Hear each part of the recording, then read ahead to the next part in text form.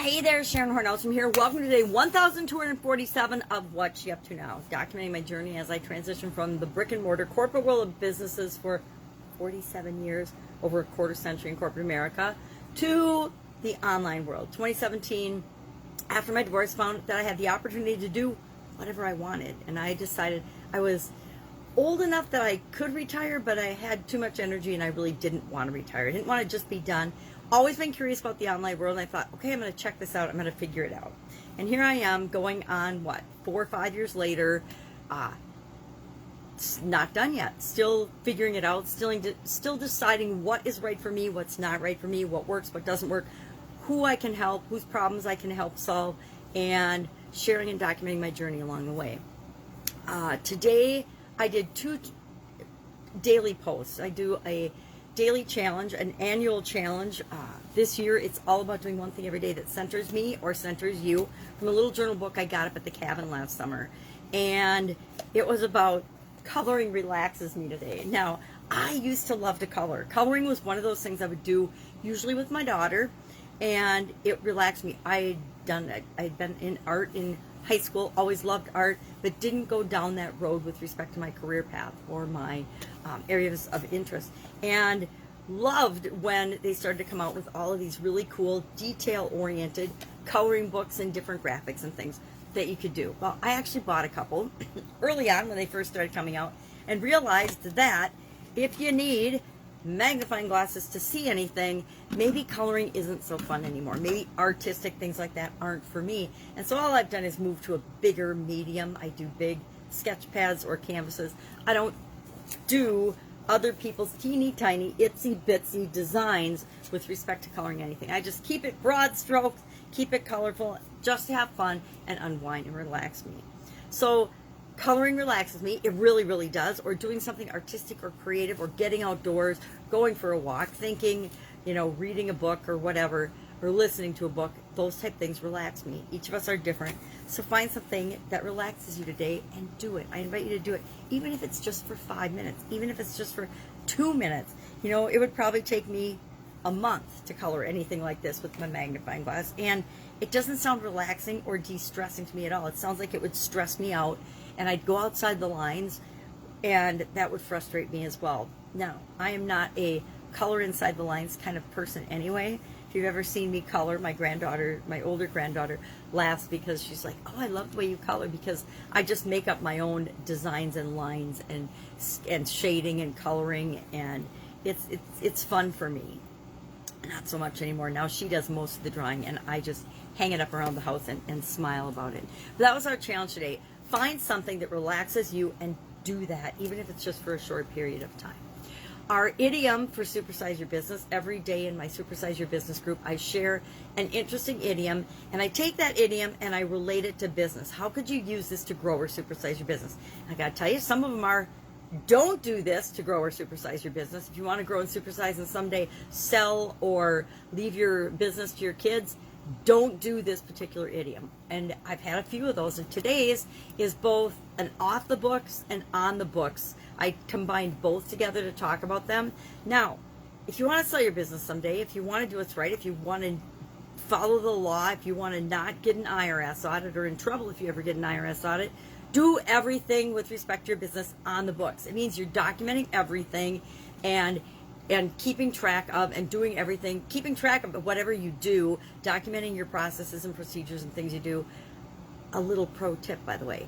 Businesses that have documented processes and procedures and systems in place and record keeping are those that are actually sellable.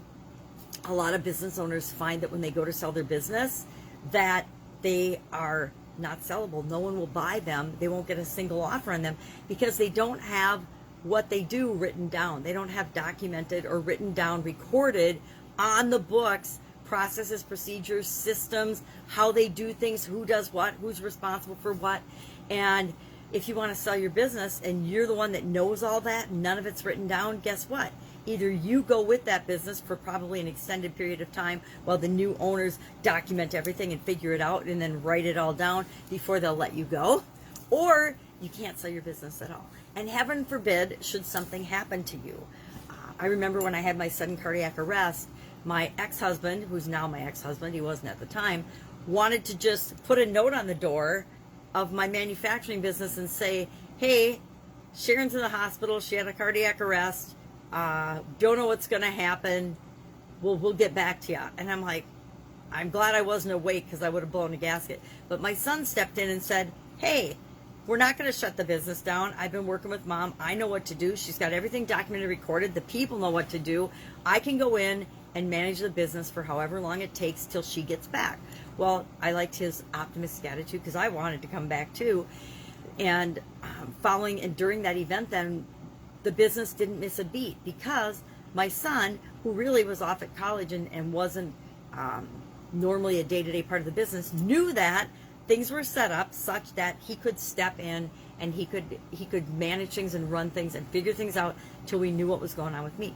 What ended up being about a year before I could get back and help and do anything in that business. Between my sudden cardiac arrest, cardiac rehab, and then I had some eye challenges and had to have eye surgery, it was about a year by the time I got back and could really function in any capacity on my own.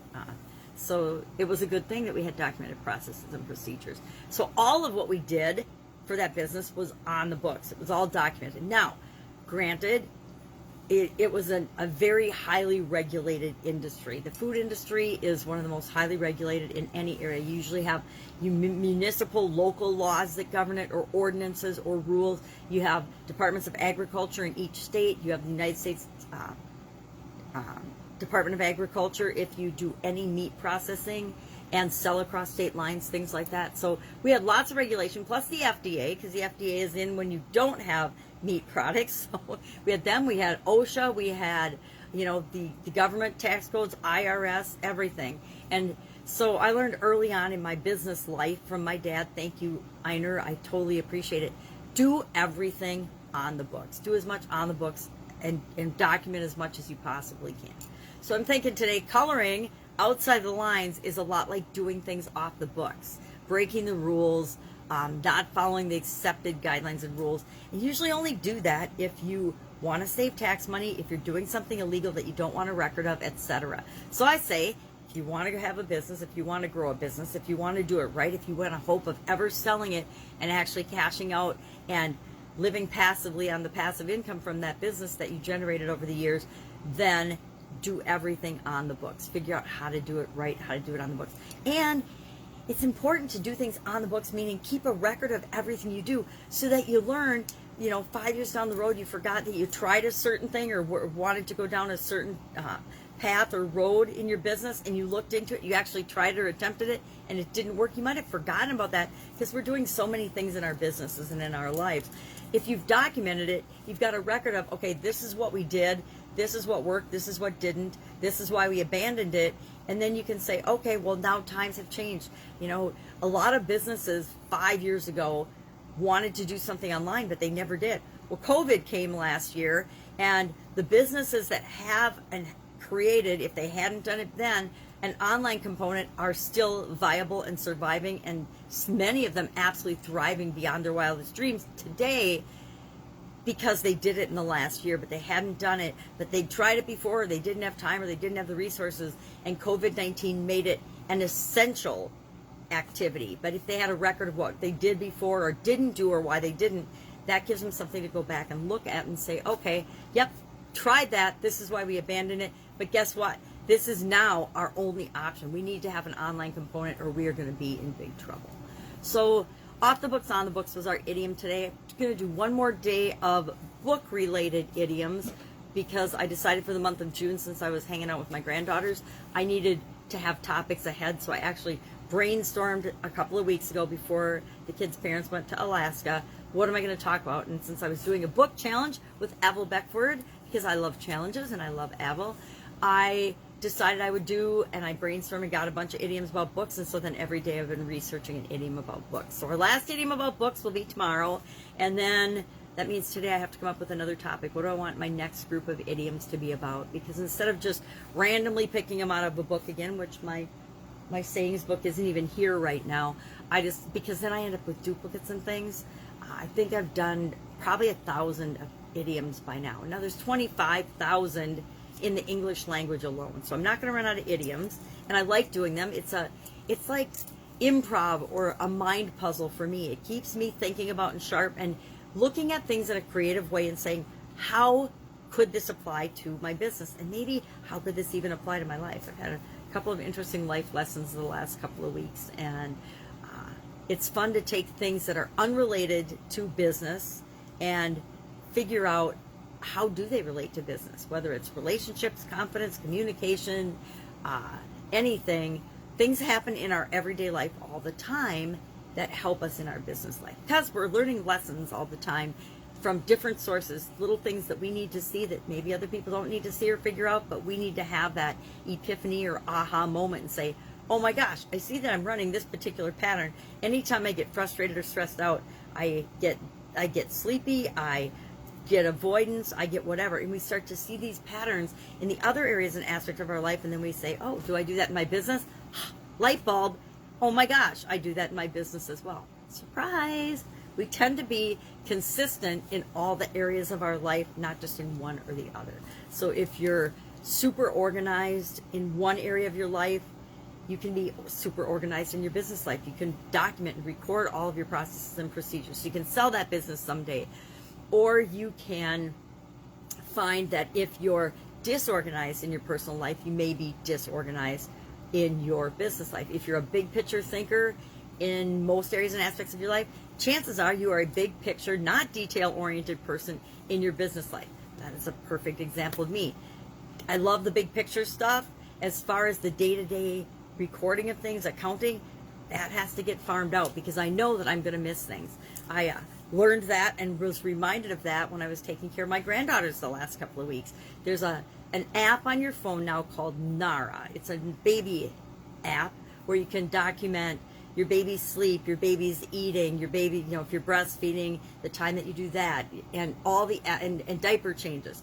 And I know I missed a bunch of diaper changes and feedings and things, and I definitely didn't even try to track sleep. I actually kept a notebook, it's in my briefcase, during a big yellow pad that I just would write on sometimes the overview and notes about taking care of my 4-month-old granddaughter, because I knew I was going to forget to put some things into this app. And so that's an example of my personal life and relationships and taking care of the baby and documenting every single detailed action with respect to that was the same for my businesses. It is the same for my businesses. And I found that out early on in my life, before apps and cell phones even existed, that I was going to need to have people that would supplement and actually do the detailed pieces of certain aspects of the business, because number one, I didn't want to do them. Now, I can set up a system, an accounting system. I can set up any kind of system or process or procedure. I can see the big picture. I can set that up for anything and automate it. Or part of automating is hiring people to do things for us and getting things done, but realizing we don't have to be the person that actually does everything ourselves.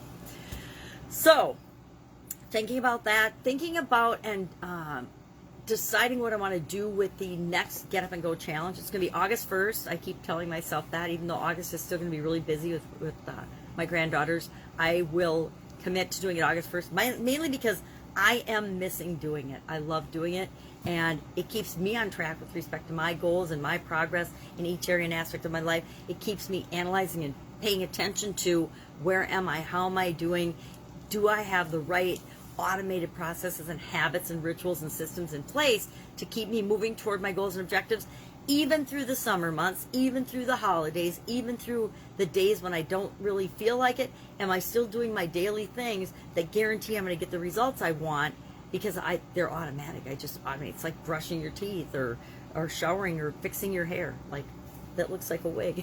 Are those things automatic? And when they're automatic, I know I'm making progress even when it doesn't feel like I'm making progress. All right, any questions? Hit me up in the comments below. Otherwise, I'll be with you tomorrow, documenting and sharing what am I doing as I am transitioning from the brick and mortar world to the online world, and then back and forth again, because I am involved in a very cool project that might have something to do with the internet. It'll have an online component, but the majority of it will be offline. All right, have an awesome day. If I can help you in any way, if you need to ask somebody a question, you don't know who to ask me. I might not know the answer, but I guarantee I can help you get to the next step and the next thing you need to do, or hook you up with the right person that can help you do that. Have a great day, and I will be with you tomorrow.